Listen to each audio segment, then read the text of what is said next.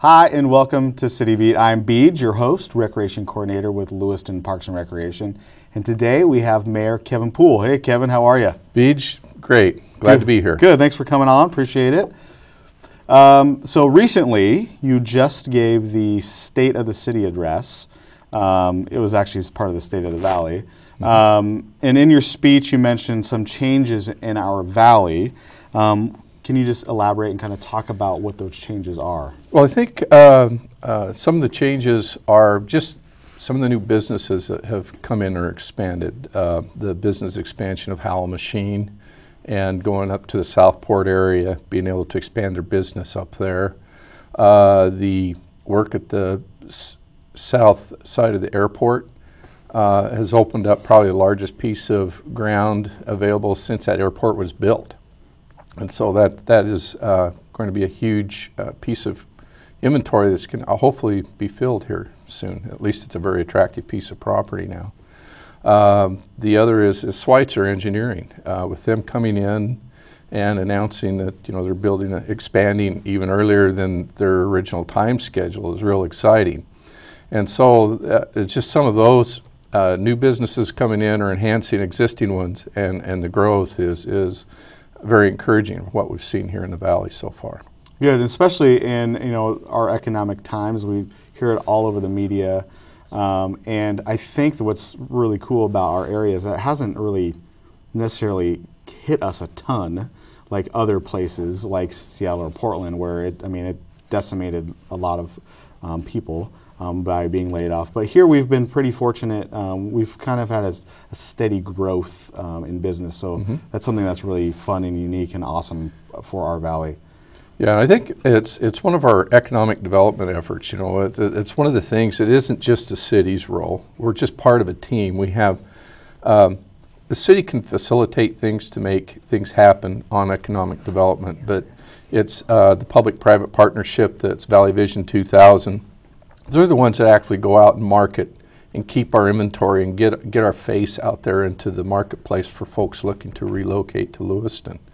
And then we also have CETA that helps develop some economic opportunities here in the valley and in the region, and putting up small business parks. Even at Craigmont, they've got a tremendous effort there. But what happens is, even though it's outside the city limits of Lewiston, in the region, whatever helps develop there, because we're such a large shopping center and kind of the center for the transportation, it affects us and we reap benefits for economic development around us. And so it's just real important that we keep that focus. It's not necessarily, we'd love to have everything in Lewiston, but it's not practical, and that we need to make sure that we know where our place in the marketplace. But it's more important, the city has a role that we can play effectively, and it's to be a facilitator. And we have good folks on our economic development team that take up the other pieces that need to be done. Cool. At the State of the Valley address, you introduced city council members in attendance. Do you think city council has been effective? Yeah, I think for the most part the city council has been effective. It's 7 individuals. I think we all have the best interests of the city at heart. Sometimes we have different ideas, but that's why there's 7 of us on there. And we've got a lot of things done. I know the budget process, there was probably some things that me personally, I would have liked to have seen some additional work done by the city and some more funding, but the majority of the council prevailed, and I think for the most part we're an effective team. And that's really what it takes is open conversation and just understanding the other person's point of view and kind of trying to come up with what the best option is, because I really do believe that there isn't one council member on the city council that wants anything bad to happen to Lewiston, that they have Lewiston's best interest at heart. In my previous question, you talked about economic development. Can you elaborate a little bit more on its role as a facilitator in economic development? Sure. Probably one of our big efforts is the urban renewal area.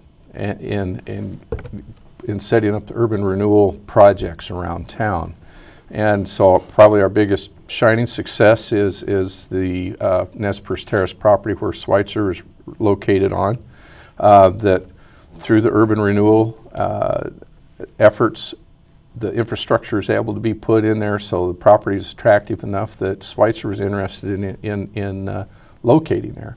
If we hadn't have done anything, we'd have been overlooked. And I think that's one of the things that the city, or what we can do for economic development tools, is do the urban renewal. The Port of Lewiston had a major part in that because it was their project, but it was through the urban renewal that helped them. And it's that kind of teamwork between different entities or agencies in the valley that really make things work for all of us. Fantastic. You, in your address, you listed 5 broad goals for the valley and the city specifically. What are they, and how do you see the city's role in those goals? Well, one was to develop new and grow existing businesses that provide long-term living wage job opportunities. You know, a lot of folks, that's their complaint or comment that I hear is, boy, I wish there was something for my kids to do in the valley. And my oldest daughter is working in southeast Idaho because she couldn't find any employment around the region after she graduated from U of I. And if we don't keep our best and brightest in the community, it's really hard for us to progress in the future. And so that's one of the things is we've got to look at some long-term employment opportunities through our economic development efforts that keeps our kids, some of our most precious resources here in the valley, so that we can continue reaping the benefits of their education.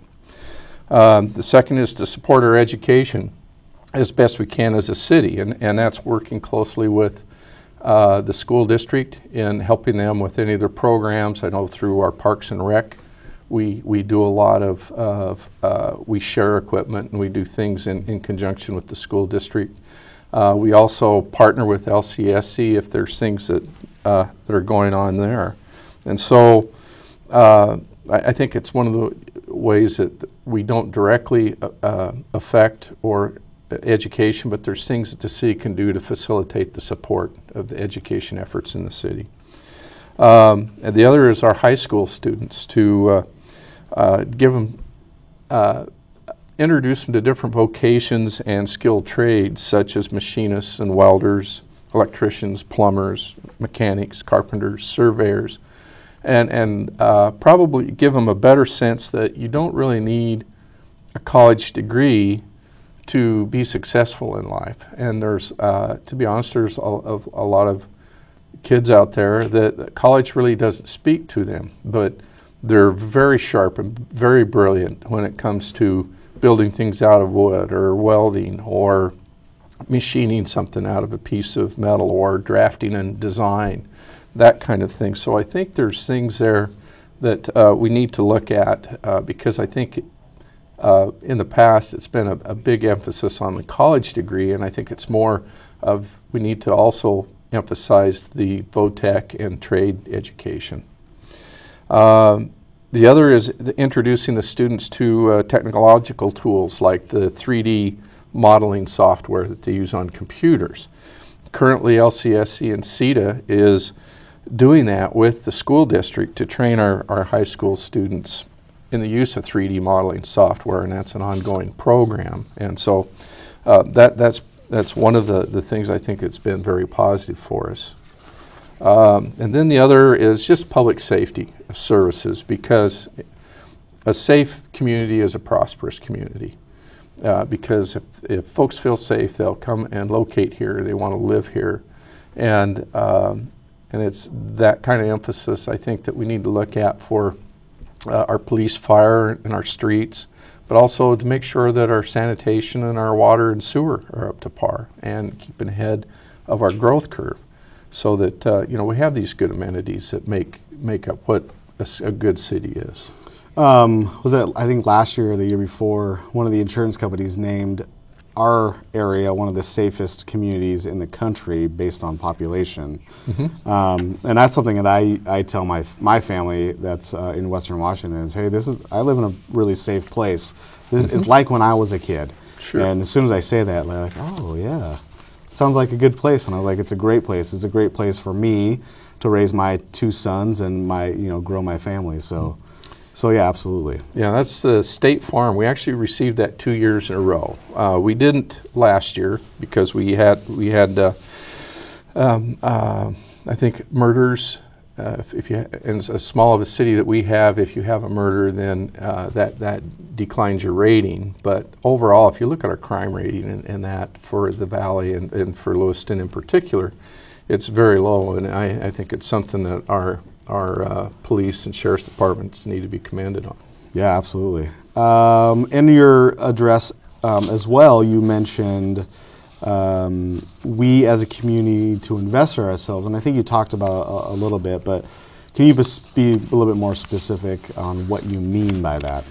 I think amenities, we need to make sure that we're prepared in our master plans for our sewer, water, streets, fire. For every department we have in the city, part of our budgeting process is they need to have a master plan in place. Even Parks and Recs has a master plan, so that as we proceed along and we're developing a budget, and we take a 2-year look ahead of our budget.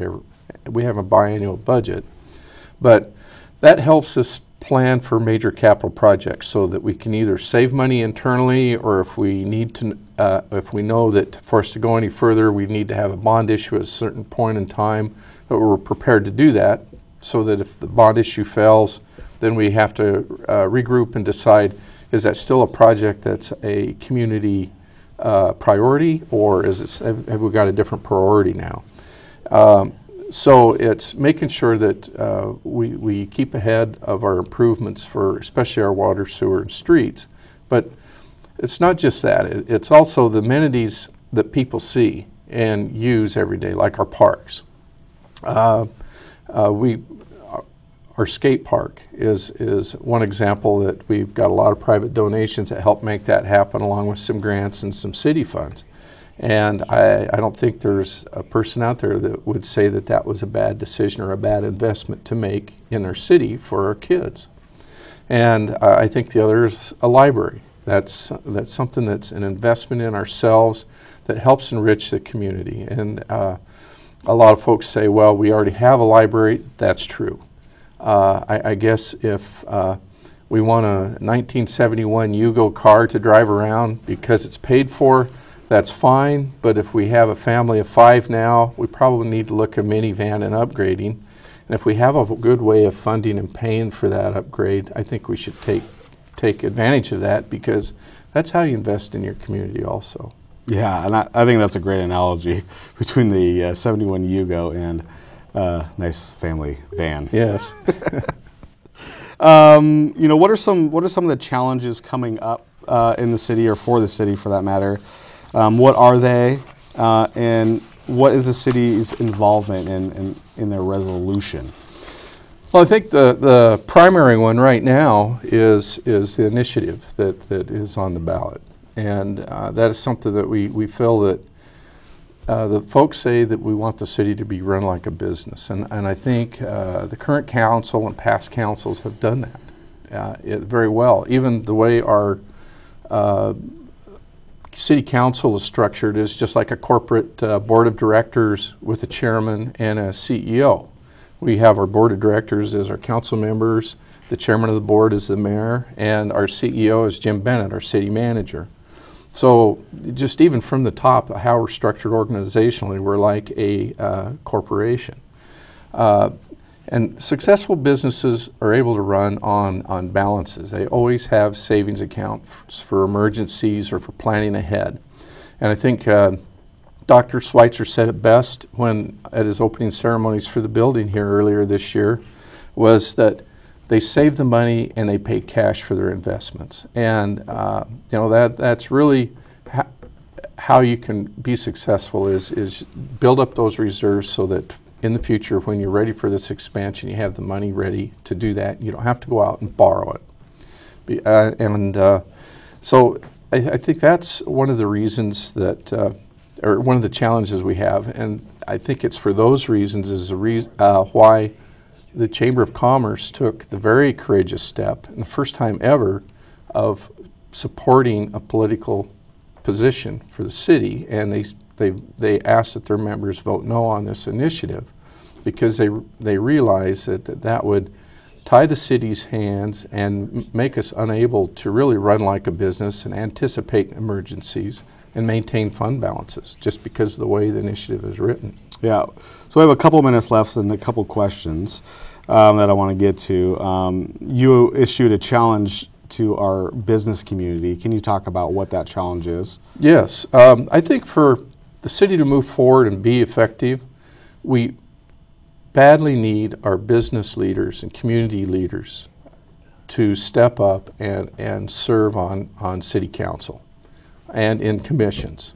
If they don't want to jump into city council right away, we have a bunch of openings right now on various commissions. And I just encourage you to participate in one because it gives you an understanding of the inner workings, maybe a small view, but it helps you get you introduced into the system of how things work. But we need the Chamber of Commerce and the business leaders to actively recruit and mentor and train their chamber members to serve on city councils and be involved in city government. I know they have a governmental affairs committee and they look at a lot of things, and that's one of the deals that every year at our budget, you know, what our biggest point is property tax. Because yes, there's an impact on residents, but what might be a $30 or $40 increase for a residence could be several thousand for a commercial business. And so that's one of the reasons why I think we really need business people on city council so that they look at that kind of thing. The other is serving on the local school board, because what more better of a sounding board do you have but guys trying to hire kids and they don't have the training, that they can't feed that information back to the school and the school board saying this is what I'm seeing lacking in our kids when they come to me for a job.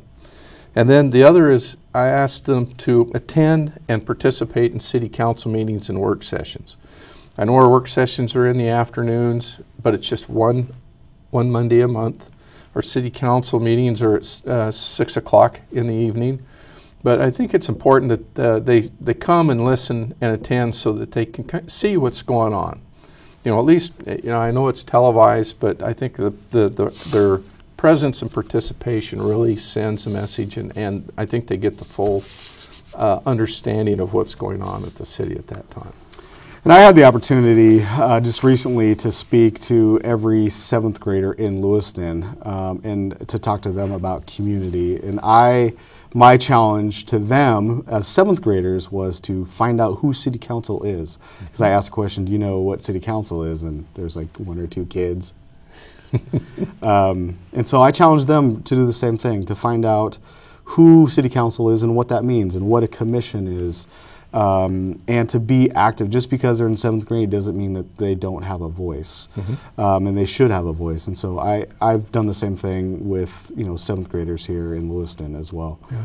I know it's a challenge. I mean, I've got a day job, and my mayor is my night job, and it is a big demand on your time. But a 4-year term, I don't think is that much of a commitment if you're ready to make that. I know that I did the same thing. I went to All Saints School to the 3rd graders to talk to them about city government and how we're organized. And we went through a mini budgeting session, and they had to come up with ideas of what they needed, and they only had so much money. And they all had $1 to vote to their thing, and so it took a few iterations, just like city council, to come to consensus on what they wanted to spend their budget dollars on. And so that was a fun exercise, and I agree. Getting out there to the schools and being present so that they can see it face to face, and that I think is really helps. Cool. Well, Kevin, we're out of time, so I want to thank you so much for hanging out with us today here on City Beat. Is there anything else parting that you want to talk about? I just ask the citizens that if you're thinking about being involved, is what do you want your city to look like in the future? And the only way we're going to see that vision is with their help. Cool. So thank you again, Kevin. I appreciate your time. On behalf of everyone here, we'll see you next time on City Beat.